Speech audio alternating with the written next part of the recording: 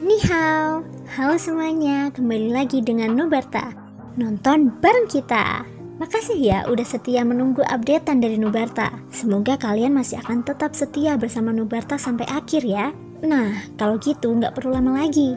Yuk langsung aja kita siapkan diri dan hati kita ke episode berikutnya. Selamat mendengarkan. Kelompok Shoyan mengikuti rute yang telah mereka lalui sehari sebelumnya saat mereka menuju aula besar lembah api terbakar.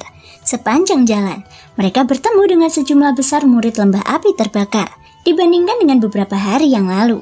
Tatapan dari banyak murid hari ini dipenuhi dengan rasa takut dan hormat ketika mereka melihat ke arah kelompok Shoyan.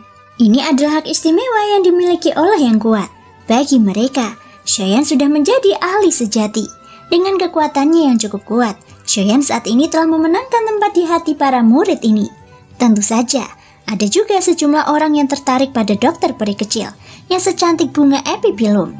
Sepanjang jalan, dia menarik tatapan iri dari banyak murid laki-laki dari lembah api terbakar. Sementara juga menyebabkan banyak murid perempuan menunjukkan ekspresi marah. Dengan sangat cepat, rombongan itu tiba di depan aula besar. Sebelum sekelompok orang ini melangkah ke aula besar, seseorang berjalan keluar. Ekspresi Shoyan tanpa sadar terkejut ketika dia mengangkat matanya. Orang di depannya tidak diragukan lagi adalah Qinyan. Keduanya tidak bertukar kata saat bertemu, tetapi tatapan mereka tidak berpisah untuk waktu yang lama. Dari kelihatannya, mereka tampak berselisih satu sama lain, dan siapapun yang melihat ini akan takut bahwa keduanya akan mulai bertarung lagi. Setelah kejadian sebelumnya, semua orang tahu konsekuensi dari pertarungan sesungguhnya antara keduanya. Kecuali tetua pertama dan kepala lembah, tidak ada yang bisa dengan mudah menahan situasi seperti itu. Baru setelah kelompok Shoyan memasuki aula besar, kedua penjaga di pintu masuk saling bertukar pandang. Mereka menghela nafas panjang lega. Hati mereka yang tegang karena kejadian sebelumnya juga menjadi rileks. Setelah kelompok itu memasuki aula besar, tetua pertama Li Chengsu dan leluhur Fentian sudah ada di dalam. Senyum di wajah mereka langsung melebar saat melihat kedatangan kelompok Shoyan. Mereka saling memandang dan tersenyum sebelum mempersilahkan kelompok Shoyan untuk duduk. Hehe, teman muda Shoyan benar-benar berbakat luar biasa. Hanya dalam waktu semalam, kultivasimu sudah meningkat. Ini benar-benar membuat orang tua ini kalah. Li Chengsu tak kuasa menahan diri untuk tidak mendesah kagum saat merasakan aura di tubuh Shoyan yang jelas jauh lebih pekat dari sebelumnya. Mendengar ini, Shoyan buru-buru menangkupkan kedua tangannya. Itu hanya sebuah kebetulan, ucap Shoyan. Haha, bagaimana mungkin ada begitu banyak keberuntungan di dunia ini? Karena kamu telah berhasil. Itu wajar saja. Teman muda Shoyan terlalu rendah hati. Setelah mendengar ini, Shoyan tersenyum malu. Dia tidak terus berlama-lama membahas masalah ini. Sebaliknya, dia menoleh untuk melihat leluhur Fentian dan bertanya tentang tujuan mengundang mereka ke sini. Ya, sebenarnya itu bukan masalah besar bagi kalian semua. Alasan aku mengundang kalian semua ke sini adalah karena aku berharap dapat mengundang kalian semua untuk menjadi tetua kehormatan lembah api terbakar milikku. Begitu kata-kata ini diucapkan, ekspresi kelompok Shoyan langsung tercengang. Bahkan Luo Jin tidak bisa menahan diri untuk tidak melihat leluhur Fentian yang duduk dengan wajah penuh kecurigaan. Dia bertanya dengan rasa ingin tahu. Senior, menurut apa yang aku ketahui, untuk bisa menjadi tetua kehormatan lembah api terbakar, tingkat kultivasi seseorang setidaknya harus di atas raja asal. Tapi, ucap Luo Jin, hahaha, aturan ditetapkan oleh orang-orang. Meskipun kultivasi semua orang yang hadir masih dangkal, aku dapat mengatakan bahwa kalian semua luar biasa di antara generasi muda. Menjadi raja asal hanyalah masalah waktu. Alasan mengapa aku melakukan ini adalah karena aku berharap dapat merekrut lebih banyak bakat untuk lembah api terbakarku.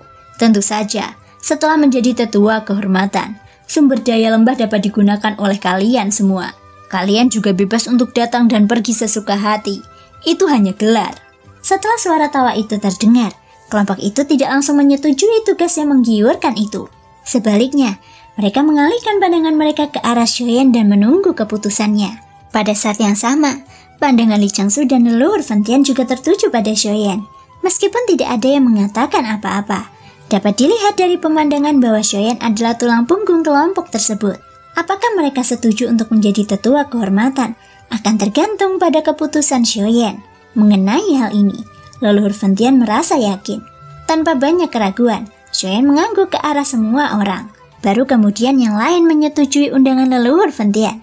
Karena status Wotai dan Muling sebagai anggota aliansi alkemis, mereka tidak memilih untuk bergabung dengan kelompok itu. Berikutnya adalah Luo Jin. Statusnya sudah diketahui oleh kedua orang yang duduk itu. Oleh karena itu, tidak perlu dikatakan lagi. Setelah banyak pertimbangan, satu-satunya orang yang memilih untuk bergabung dengan lembah api terbakar sebagai tetua kehormatan adalah Xiaoyan, dokter peri kecil, Baihua dan Kera Langit. Setelah itu, atas perintah leluhur Ventian, tetua pertama mengundang 6 orang lainnya untuk pergi. Hanya Xiaoyan dan leluhur Ventian yang tersisa di aula. Senior, kurasa pasti ada alasan lain mengapa mengundang kita menjadi tetua kehormatan hari ini kan? Baru setelah melihat yang lain pergi, Xiaoyan mengembalikan pandangannya ke leluhur Ventian dan bertanya sambil tersenyum. "Mengapa kamu berkata begitu?" Ucap Ventian. "Kalau tidak, aku tidak akan tinggal sendirian dan meminta tetua pertama untuk mengundang mereka pergi," jawab Xiaoyan sambil tersenyum. Sejak mendengar bahwa leluhur Ventian mengundang mereka, dia samar-samar merasa bahwa masalah ini tidak biasa. Sekarang, setelah dia melihatnya, dia semakin yakin dengan tebakannya di dalam hatinya. Dari penampilan Xiaoyan di kompetisi sekte besar lembah api terbakar, seharusnya ada cukup banyak orang di dunia luar yang memahaminya. Sekarang setelah dia tinggal di lembah api terbakar dan menjadi tetua kehormatan, itu pasti akan menarik cukup banyak faksi untuk bergabung dengan lembah api terbakar dan memperkuat kekuatannya sendiri. Ini adalah rencana leluhur Ventian. Mengesampingkan hubungannya dengan lelaki tua itu, kemungkinan besar dia akan tetap bertindak seperti itu meski lelaki itu adalah orang asing. "Dasar bocah nakal, kamu cukup berpengalaman." Leluhur Ventian memuji dengan lembut dengan sedikit malu. Tak lama kemudian, dia menganggukkan kepalanya dan berkata, "Tadi malam, aku menerima berita bahwa ada hantu yang ditemukan di wilayah sekte boneka surgawi dan sekte 10.000 kalajengking. Kalau tebakanku tidak salah, mereka pasti orang-orang dari aula hantu." Ucap Ventian. "Aula hantu ya?" Mata Xiaoyan menyipit saat mendengar ini. Kilatan tajam melintas di matanya saat dia bergumam pelan. "Menurut apa yang ku ketahui, orang-orang dari aula hantu sering berhubungan dengan sekte boneka surgawi dalam beberapa tahun terakhir. Mereka berusaha meminjam tangan sekte boneka surgawi untuk mengendalikan seluruh wilayah selatan ekstrim. Mereka ingin menelan lembah api terbakar milikku." Tepat saat suara leluhur Ventian terdengar, Xiaoyan menggelengkan kepalanya pelan dan berbicara. "Aku khawatir itu belum semuanya," ucap Xiaoyan. Ekspresi wajah leluhur Ventian langsung berubah serius saat mendengar ini. Tatapannya tertuju pada Xiaoyan. "Ketika aku berada di perbatasan barat daya, aku bertemu dengan orang-orang dari sekte boneka surgawi. Mereka telah bergabung dengan faksi-faksi perbatasan barat daya untuk memperluas dan menguasai tanpa hambatan. Saat ini, sebagian besar wilayah perbatasan barat daya berada di bawah kendali mereka," ucap Xiaoyan. Alis leluhur Ventian langsung berkedut saat kata-kata ini diucapkan. Wajah tuanya menampakkan ekspresi terkejut. Karena telah lama tinggal di selatan ekstrim, ada banyak hal di wilayah barat yang tidak dia pahami. Namun, dia tidak menyangka hal seperti itu akan benar-benar terjadi. Dari kelihatannya, momentum pihak lain jauh lebih cepat dari yang dia bayangkan.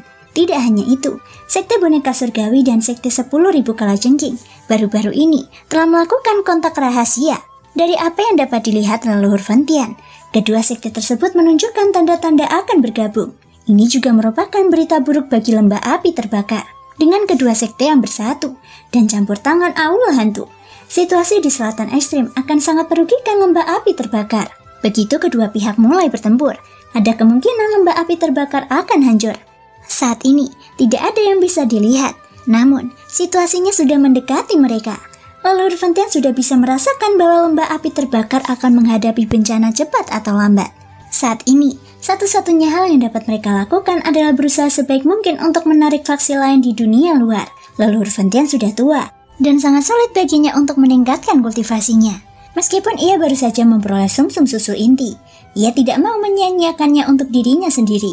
Air di dalam gua belum habis, dan masa depan lembah api terbakar belum diketahui. Ia masih berharap untuk meninggalkan sumber daya tersebut untuk generasi mendatang. Setelah mereka selesai berbicara tentang dua sekte besar, Xiaoyan dan leluhur Ventian mendesah dalam hati mereka. Namun, segera setelah itu, Xiaoyan sekali lagi mengarahkan pandangannya pada yang terakhir. "Bolehkah aku bertanya kepada senior? Apakah kamu tahu di mana ada api surgawi di selatan ekstrim? Ucap Xiaoyan. Sebagai master lembah api berkobar dan orang terkuat di selatan ekstrim, Xiaoyan punya alasan untuk percaya bahwa dia mengenal tempat ini. Mungkin Leluhur Fentian akan memberitahunya di mana Yi Honglian berada. Api surgawi. Kamu ingin menemukan api surgawi? Ucap Fentian. Dia secara alami tahu bahwa Xiaoyan memiliki api surgawi dan tampaknya ada lebih dari satu jenis. Namun, bahkan jika memang demikian, pertanyaan yang diajukan Xiaoyan saat ini masih membuatnya sangat terkejut. Melihat ini, Xiaoyan menganggukkan kepalanya dan berkata dengan bersungguh-sungguh. Karena metodologi yang dikultivasikan junior ini sedikit istimewa dan membutuhkan api surgawi untuk membantu meningkatkan kultivasiku. Aku berpikir untuk bertanya kepada senior, apakah kamu tahu di mana ada berita tentang api surgawi di selatan ekstrim? Ucap Xiaoyan. Baru setelah mendengar itu, Leluhur Fentian tersadar dan menganggukkan kepalanya. Pandangannya tertuju pada Xiaoyan, seolah-olah sedang memikirkan sesuatu. Namun, beberapa saat kemudian, dia menggelengkan kepalanya tanpa daya. Aku tidak yakin apakah api surgawi benar-benar ada di selatan ekstrim. Meskipun aku sudah lama berada di sini, aku belum pernah merasakan jejak api surgawi. Begitu kata-kata ini diucapkan, Xiaoyan langsung mengerutkan kening. Jika seperti ini, maka akan sulit untuk menemukan jejak api surgawi di tanah yang luas di ujung selatan ini. Bahkan orang di sampingnya tidak menyadarinya. Apa yang bisa dia lakukan? Namun, pada saat ini, mata Leluhur Fentian yang sedang mengerutkan kening dan merenung, berbinar seolah-olah dia telah memikirkan sesuatu. Mungkin ada tempat di mana api surgawi berada. Ucap Fentian. Mata Xiaoyan yang agak redup langsung menyala. Sepasang mata hitam pekat segera menatap lelaki tua itu. Aku tidak yakin. Namun, menurut apa yang ku ketahui, ada hutan pegunungan merah menyala di selatan ekstrim. Namanya hutan Maple Api. Itulah tanah kematian di selatan ekstrim. Tidak ada yang pernah menjelajah jauh ke dalamnya, dan tidak ada yang pernah keluar hidup-hidup. Karena itu, tidak ada yang tahu apapun tentang tempat itu. Mungkin, api surgawi yang kau cari ada di sana. Ucap Fentian. Hutan Maple Api ya. Setelah diam-diam mengingat nama itu, Xiaoyan menggenggam tangannya ke arah lelaki tua itu untuk mengungkapkan rasa terima kasihnya. Namun, Leluhur Fentian segera berbicara lagi. Jangan terburu-buru mengucapkan terima kasih. Jika kau bersikeras pergi, aku tidak akan menghentikanmu. Namun, ada sesuatu yang harus kukatakan kepadamu sebelumnya. Jika kau ingin pergi ke hutan Maple Api dari sini, kau harus melewati wilayah sekte boneka surgawi dan sekte 10.000 kalajengking secepat mungkin. Jika kau ingin memilih cara yang lebih aman, kau perlu memperpanjang waktu hampir 2 bulan. Kau harus siap secara mental untuk ini. Mendengar ini, Xiaoyan menganggukkan kepalanya dengan berat. Dia mengerti arti di balik kata-kata Leluhur Fentian. Meskipun hutan Maple Api mungkin bukan tempat di mana api surgawi disembunyikan, saat ini itu adalah tempat yang paling mungkin bagi Xiaoyan untuk mendapatkan informasi. Oleh karena itu, dia harus pergi ke hutan Maple Api. Mengenai rute mana yang dipilihnya, tidak perlu terburu-buru untuk saat ini. Setelah memperoleh informasi tentang api surgawi, waktu berikutnya tampaknya tidak terlalu ketat. Kelompok itu tidak pergi secepat yang mereka harapkan. Sebaliknya, mereka tinggal sementara di lembah api terbakar. Xiaoyan juga telah meminta tetua pertama Li Changsu untuk membantunya mengumpulkan beberapa bahan obat yang dibutuhkannya. Baru pada saat ini, dia tahu bahwa selain mengendalikan api surgawi dan memiliki kultivasi yang kuat, Xiaoyan sebenarnya juga seorang alkemis. Meskipun hatinya terkejut, kecepatan Li Changsu dalam menyelesaikan sesuatu juga mengejutkan. Setelah meminta bantuan di pagi hari, dia sudah memanggil orang untuk mengirimkan bahan obat yang dibutuhkan Xiaoyan di sore hari. Dengan keakrabannya dengan bahan obat, dia secara alami tahu bahwa Xiaoyan berencana untuk memurnikan pil obat peringkat 5. Hal ini meningkatkan keterkejutannya terhadap Xiaoyan di dalam hatinya. Setelah memperoleh bahan-bahan obat, sudah sewajarnya untuk mempersiapkan penyempurnaan pil obat. Kali ini, Xiaoyan ingin memurnikan 2 jenis pil obat. Salah satunya adalah pil cermin pecah untuk memperkuat kelompoknya. Yang lainnya adalah pil pemulih tulang tingkat 5. Pil pemulih tulang memiliki kemampuan untuk meregenerasi daging dari tulang. Itu adalah pil obat yang digunakan untuk memurnikan tubuh. Tujuan memurnikan pil obat ini secara alami adalah untuk memulihkan tubuh fisik Xiao Xuan. Meskipun tidak ada tubuh yang cocok untuk digunakan sebagai media, dengan metode Xiaoyan, ia dapat menggunakan api surgawi untuk membentuk tubuh baru. Pil pemulih tulang digunakan untuk memulihkan vitalitas garis keturunan. Dengan cara ini, pil itu juga dapat memulihkan tubuh fisik Xiao Xuan. Xiao Xuan telah menjadi jiwa yang kosong selama 1000 tahun. Sekarang, saatnya baginya untuk pulih. Ketika dia memikirkan hal ini, bahkan dengan kondisi mental Xiaoshuan, dia tidak bisa menahan perasaan sedikit tersentuh. Dia sangat berterima kasih kepada keturunannya ini. Anak kecil, terima kasih. Kalimat yang tampaknya biasa saja itu dipenuhi dengan kasih sayang yang tak berujung. Siapa yang mengira bahwa seseorang yang telah meninggal ribuan tahun yang lalu akan dapat melihat cahaya matahari lagi? Jika bukan karena bantuan leluhur saat itu, aku khawatir aku tidak akan menjadi diriku yang sekarang. Dan klan Xiao tidak akan mampu bangkit dari kehancuran. Ngomong-ngomong, semua ini seharusnya menjadi milik leluhur. Hanya saja semuanya datang terlambat, ucap Xiaoyan. Ya, sudah terlambat. Melihat kembali ke masa lalu, Xiaoshan muda dan heroik. Sungguh putra surga yang sombong. Kalau bukan karena klan Hun, Xiaoshan tidak akan berakhir dalam keadaan yang menyedihkan seperti ini. Mengatakan bahwa sudah terlambat dapat dikatakan menggambarkan kesedihan 1000 tahun terakhir. Beruntunglah, generasi muda memiliki kemuliaan dan surga memiliki mata. Di lembah api berkobar, Xiaoyan sedang duduk di atas panggung batu di tengah alun-alun. Di depannya, ada sebuah kuali obat hijau emas yang besar. Setelah menerima undangan dari tetua pertama, Xiaoyan mulai memurnikan obat di hadapan semua orang di lembah api terbakar. Karena ada cukup banyak murid alkemis di lembah itu, ia dapat dianggap telah memberi mereka pelajaran yang baik. Pengamatan semacam ini sangat bermanfaat bagi para murid ini. Beberapa saat kemudian, suhu di dalam kuali obat mencapai tingkat yang memuaskan Xiaoyan. Baru saat itulah dia menjentikan jarinya. Cincin penyimpanan di jarinya langsung berkedip. Segera setelah itu, banyak sinar cahaya melesat keluar dan melayang di udara di bawah perlindungan kekuatan spiritualnya. Ketika cahaya itu menghilang, ia berubah menjadi banyak bahan obat yang berharga. Sejumlah besar bahan obat memenuhi udara di atas tanah terbuka. Tampak seperti awan gelap pekat yang menutupi seluruh tempat, menyebabkan orang tercengang ketika melihatnya. Kali ini, Xiaoyan berencana memurnikan 10 pil pemecah cermin sekaligus. Setelah mengeluarkan bahan obat, Xiaoyan segera menempukkan telapak tangannya ke kuali obat. Setelah suara benturan yang kuat, tutup kuali obat segera terbuka. Sebelum api di dalamnya bisa membumbung tinggi ke langit, bahan obat dilemparkan ke dalam kuali obat di bawah kendali kekuatan spiritual Xiaoyan. Segera, proses pemurnian dimulai. Secara relatif, pil pemecah cermin adalah salah satu pil obat tingkat 5 yang lebih mudah dimurnikan. Proses pemurniannya tidak sulit, namun karena jumlahnya yang banyak, itu jelas sangat menguras kekuatan spiritual Xiaoyan di bawah suhu yang sangat tinggi dari api surgawi. Ketangguhan yang dimiliki bahan-bahan obat ini benar-benar musnah. Hanya dari titik ini saja, orang bisa tahu betapa menakutkannya api surgawi itu. Setelah semua ramuan dimurnikan, saatnya untuk menyatukan sari-sari ramuan tersebut. Seluruh proses itu panjang dan lambat, dan pada saat yang sama, itu menguji kekuatan jiwa sang alkemis. Terutama ketika menggabungkan 10 pil pemecah cermin pada saat yang bersamaan. Konsumsi kekuatan jiwa benar-benar mengerikan. Pada tahap ini, bahkan dengan kepercayaan diri Xiaoyan, hatinya tidak bisa tidak menjadi agak gelisah.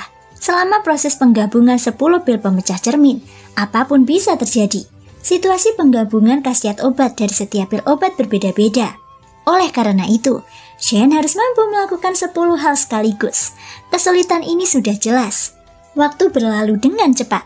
Dalam sekejap mata, 2 minggu telah berlalu. Di dalam kuali obat di depan Xiaoyan, 10 bola pasta obat lengket telah dipisahkan menjadi satu area. Semua pil obat secara bertahap menyatu dan terbentuk di bawah penyempurnaan Xiaoyan yang cermat. Setelah pil embrio terbentuk, sisanya adalah waktu untuk memelihara pil tersebut. Keberhasilan sudah di depan mata, dan semuanya tampak sangat tenang. Namun, pada saat ini, butiran keringat seukuran kaca mengalir turun dari dahi Xiaoyan. Jubah hitam di tubuhnya sudah basah berkali-kali, dan wajahnya yang semula kemerahan tampak agak pucat. Dia mengatupkan giginya, menahan nafas, dan menatap tajam ke kuali obat di depannya. Kekuatan jiwa yang tak terbatas melilit seluruh kuali obat, dan badai transparan menyapu ke segala arah dengan Xiaoyan di tengahnya. Seluruh alun-alun telah ditutup oleh tetua pertama Li Chengsu. Setiap murid yang melangkah dalam jarak 100 kaki dari alun-alun akan diperingatkan. Semua orang khawatir tentang situasi Xiaoyan saat ini, tetapi tidak ada yang berani melangkah maju dan mengganggunya. Saat ini, bahkan area tempat Xiaoyan berada telah ditutup oleh leluhur Ventian. Tidak ada angin yang bertiup, tidak ada rumput yang bergerak, dan tidak ada gangguan eksternal. Pil embrionik di dalam kuali obat Xiaoyan diselesaikan satu persatu. Tepat saat Shoyen menyaksikan ke-10 pil embrio terbentuk satu persatu, salah satu pil langsung berubah menjadi abu karena getaran nafas Shoyen. Dalam sekejap, mata Shoyen melebar dan seluruh auranya terhenti. Baru setelah sisa pil dalam kuali obat selesai dan terbentuk menjadi pil embrio, dia menghembuskan nafas dengan hati-hati dan gugup. Begitu pil embrio terbentuk, ia akhirnya punya kesempatan untuk beristirahat. Api surgawi perlahan-lahan menggabungkan semua energi obat dalam pil embrio, dan Shoyen memanfaatkan kesempatan ini untuk beristirahat. Setelah beberapa menit, tibalah saatnya pil terakhir terbentuk. Proses pembentukan pil bisa dikatakan sederhana, tetapi bisa juga dikatakan sulit. Dengan menggunakan kekuatan jiwa yang tersisa, seseorang harus memahami suhu yang harus ditahan pil setiap saat. Penyimpangan sekecil apapun akan mempengaruhi kualitas seluruh pil. Hal yang paling tidak tertahankan adalah bahwa hal itu membutuhkan waktu yang lebih lama. Setiap kali hal ini terjadi, seorang alkemis tidak akan memiliki banyak kekuatan jiwa yang tersisa. Tetapi mereka harus lebih berhati-hati untuk memastikan stabilitas proses pembentukan pil. Ini adalah ujian yang lebih besar bagi kemauan dan kekuatan jiwa seseorang. Shoyen pasti sudah merasa kesulitan untuk membentuk pil, apalagi memurnikan 9 pil sekaligus. Tidak ada waktu yang pasti selama proses pembentukan pil. Ketika Shoyen merasa bahwa pembentukan pil telah selesai, kekuatan jiwa dalam tubuhnya hampir habis, dan bahkan sebagian besar origin ki-nya telah dikonsumsi. Seluruh jiwanya mati rasa, wajahnya pucat, mulutnya kering dan bahkan membuka mulutnya pun tampaknya membutuhkan usaha, seolah-olah seluruh tubuhnya bukan miliknya lagi. Tapi pada saat ini, suara yang familiar akhirnya terdengar. Inilah saat yang ditunggu-tunggu Shoyen. Petir muncul, dan pil pun terbentuk. Guntur yang menggelegar terdengar 10 kali berturut-turut. Tekanan mengerikan yang menutupi langit juga menjadi sangat mengejutkan. Pada saat yang sama, beberapa ahli dari lembah api terbakar tiba di atas kepala Shoyen. Mereka siap membantunya menerima pil lightning. Shoyen, sebaiknya kau istirahat dulu. Serahkan pil petir ini pada kami. Suara tawa terdengar saat tetua pertama Li Changsu mengangkat kepalanya. Ia menatap kilatan petir di langit saat origin ki di tubuhnya perlahan mengalir. Detik berikutnya, petir pil turun dari awan gelap, dan sosok Li Changsu bergerak. Namun, pada saat inilah, suara angin kencang tiba-tiba terdengar di samping telinga Li Changsu. Sebelum dia bisa melakukan apapun, suara itu bertabrakan dengan petir seperti naga di langit. Terima kasih semua sudah mau mendengarkan dari awal sampai akhir. Sampai jumpa di episode berikutnya.